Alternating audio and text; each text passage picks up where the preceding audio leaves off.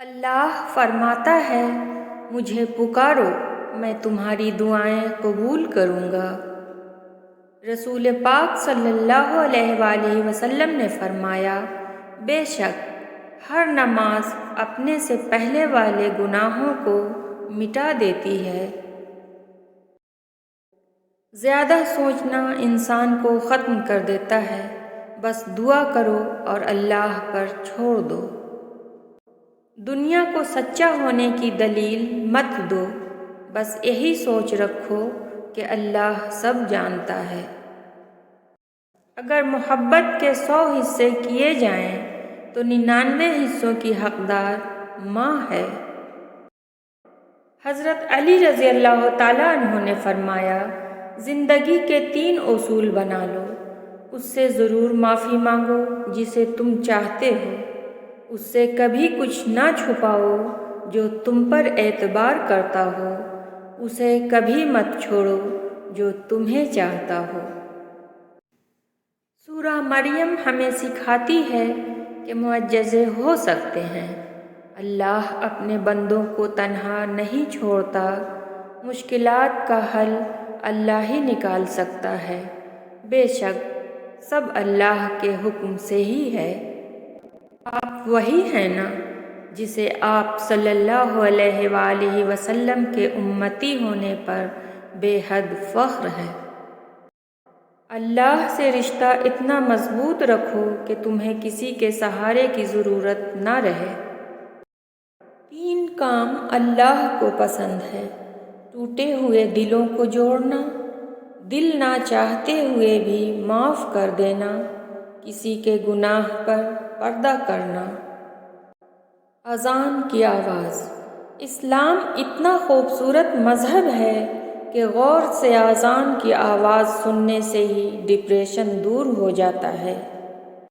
قبر کی سختی۔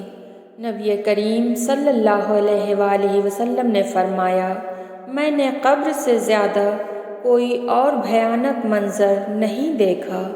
یا اللہ، قبر کی سختی سے ہماری حفاظت فرما، آمین۔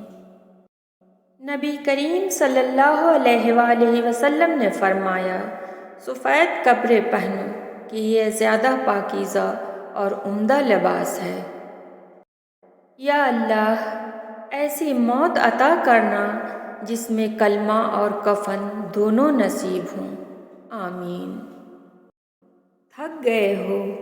دیکھو پریشان مت ہونا، وہ اپنے بندے کو مسلسل تکلیف میں نہیں رکھتا، راحتیں جلد نصیب ہوں گی انشاءاللہ۔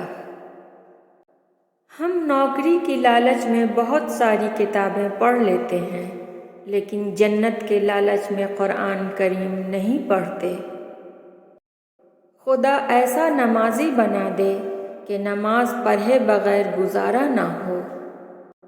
یا اللہ، تو مجھے اتنا بدل دے کہ میں تجھے پسند آ جاؤں۔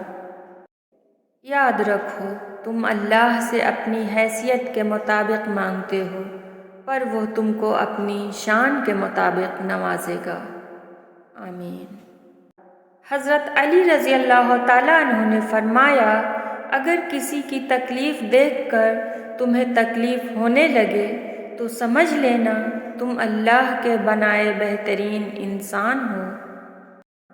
صرف قرآن پاک ہی وہ سچا دوست ہے جو قبر میں بھی آپ کا ساتھ دے گا۔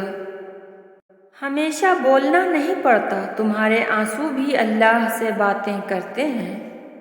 ہر چیز کا وقت مقرر ہے، ورنہ دعا تو کبھی بھی رد نہیں ہوتی۔ ہمارے معاملات ہمارے اختیار میں نہیں ہوتے، مگر یقین رکھیں جس کے اختیار میں ہے وہ علی کل شیء قدیر ہے۔ سکون پتہ کیا ہے؟ اکیلے بیٹھ کر اللہ سے باتیں کرنا۔ وہ 7ویں آسمان پہ رہنے والا رب ہمارا دکھ ہمارے ساتھ رہنے والے انسانوں سے زیادہ بہتر جانتا ہے۔ جب تمہیں اگلی نماز کا انتظار ہو تو سمجھ لینا کہ اللہ نے تمہاری پہلی نماز قبول کر لی۔ چیزیں خراب ہوتی ہے پہلے سے زیادہ بہتر ہونے کے لیے۔ ان آزمائش کے بعد اللہ کا معجزہ ہے تمہارے لیے۔